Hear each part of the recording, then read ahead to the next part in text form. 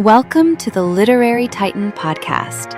In every episode, we dive into a book we've just read and share our thoughts, from best-selling authors to rising literary stars. We read it.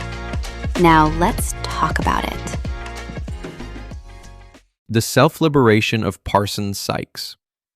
A novella follows Parson from bondage on a Southampton County farm through a dangerous escape with his brothers, his service in the United States Colored Troops, and his return home in Reconstruction, where he tries to turn fragile legal freedom into a real life of land, work, and dignity.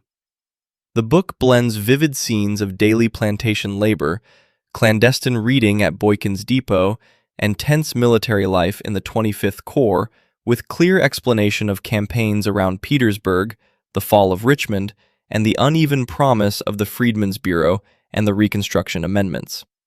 Across that arc, the story keeps one central idea in view.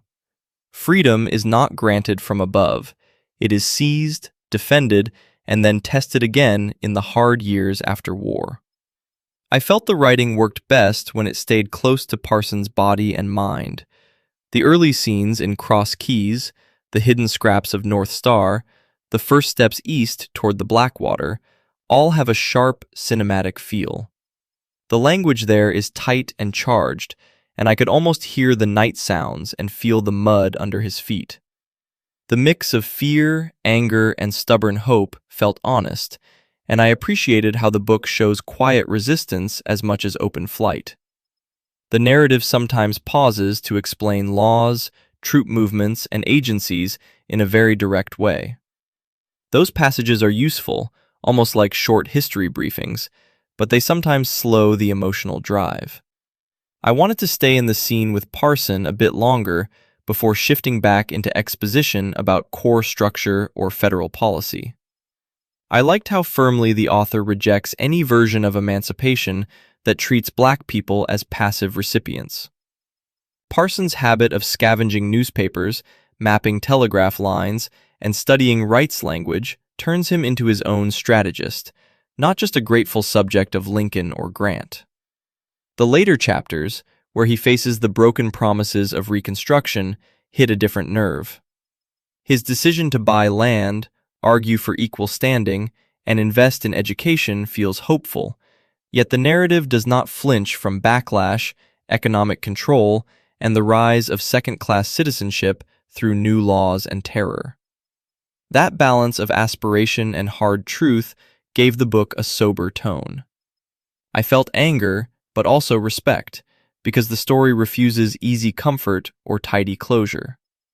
I would recommend The Self-Liberation of Parson Sykes, a novella, to readers who want historical fiction that leans toward documentary detail and moral clarity rather than pure adventure. It suits high school and college classrooms, book clubs that enjoy discussion about Civil War memory and Reconstruction, and general readers who like learning real history while following one family's fight to own their lives. For readers willing to sit with context and reflection, the novella offers a moving, thoughtful look at how freedom works in practice. Thanks for joining us on the Literary Titan podcast. If today's review sparked your interest, be sure to pick up a copy of the book and experience it for yourself. If you enjoyed the episode, don't forget to subscribe, leave a rating, or share it with a fellow book lover. Until next time, keep reading, not just to escape, but to grow.